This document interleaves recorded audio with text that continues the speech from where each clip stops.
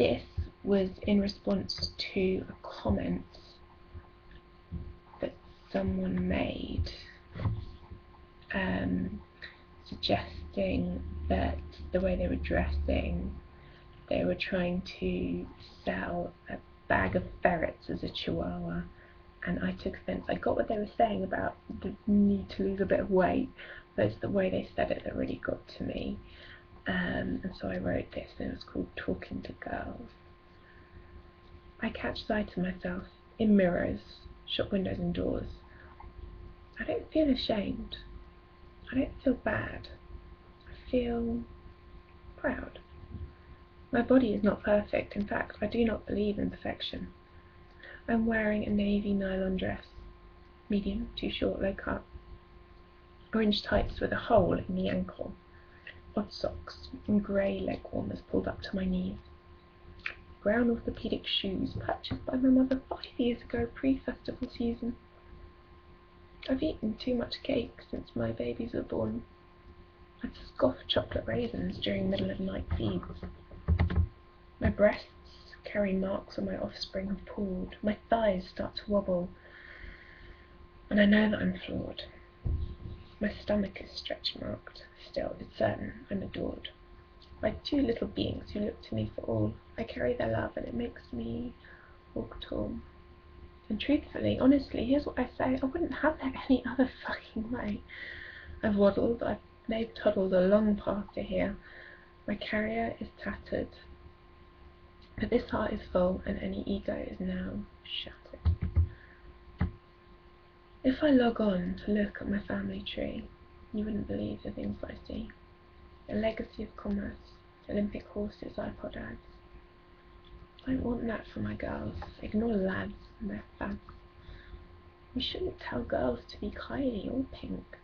No need to show them ways to be or to think. I wouldn't want mine to find role models or more. Look inside, that is all. Love themselves, self-assured.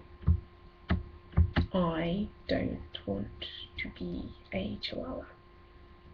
I don't want to be a chihuahua. If I am born a ferret, let me be a ferret. Show me the way to be the best ferret I can be. Sloths, empower yourselves. What did the ancestral sloths eat? Where did they learn their sloth-like ways? Expect a sloth to be a sloth. A ferret themselves too. Expect this ferret to be anything other than a ferret, and I will scutter up your drainpipe. I will scamper through your rubbish. Leave my droppings where I fumble. I will not falter as I tramp. Do not expect a chihuahua of me, is all I have to say. Mother of all ferrets, yes, but please show me the way. I will never be a chihuahua. My skin and bones will never express less than this ferret's feisty ways. Back at school, one size fits all. Standards, regs and rules do no good to anyone. Still giving out the wrong tools. I asked my grandma endlessly about our family, browse obsessively our tree. She has few answers for me. She is concerned with Judeatry, the rules and old the laws, vanishings and customs, exiles and escape galore. I want to know what they ate. I want to know what they wore, how they lived, what was their fun. I need to settle this score.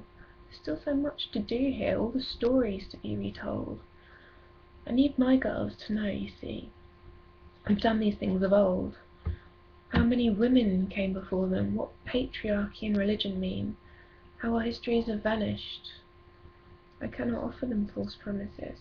I cannot pretend to be more, to want more than to be a level-headed ferret, one who won't stop pounding at the door, the one that leads to future and the one marked here, not there.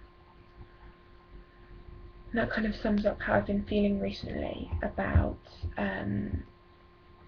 being a Jew without a God gene, about being intrinsically a Jew, Ashkenazi, and coming from a large Jewish family who all believe in God. They all believe in their religion. I don't have that. And before having children, I was very much into our society as kind of shaping and moulding us and constructing us. Now, post-children, I'm kind of realising and coming to terms with a lot of things being innate and a lot of things being inherited and kind of in our genes. So I'm like, what does it mean to be Jew now? Crazy hair and no God gene. And basically, I've been looking into food stuff. I've been reading on the Western Price Foundation's website about if you're a Jew of Eastern European descent, so Ashkenazi, like I am, then you have you're very much likely to have, and I do, and my children, non-celiac gluten intolerance. Now, if I go to my parents, my mum, and I say, I've stopped eating gluten, I have non-celiac gluten intolerance, they say, can't you just eat kosher and come with us on Saturday to synagogue? Like, no.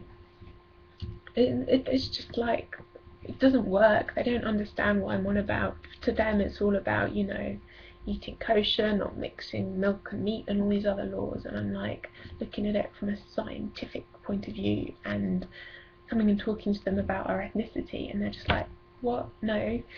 And it's very difficult because there's not many people out there who are in the slightest bit interested in unschooling themselves about religion and embracing their ethnicity. It's still something that's really odd to start talking about, because then you're talking about racism and you're talking about prejudices and you're talking about all these long-held things that we don't really know how to deconstruct, and religion and patriarchy, of course, which goes along with that. So that kind of moves slowly from patriarchy into religion and comes full circle. So that's what that was about, and it contrasts quite starkly with the earlier one about racism, which I wrote however many years ago, when I was 17 and I'm now 25. So that's quite a long run.